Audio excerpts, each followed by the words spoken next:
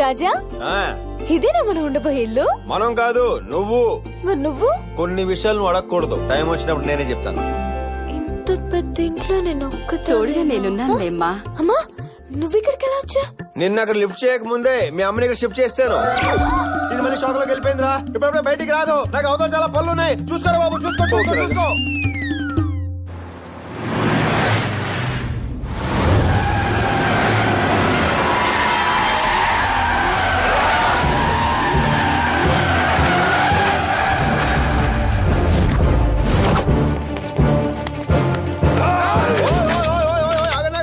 వీడితో తేల్చుకోవాల్సిన పాత లెక్కలు చాలా ఉన్నాయి, అందుకే ఎవరి కొంపలకు వాళ్ళు వెళ్లిపోయి రిలాక్స్ అయిపోతారు.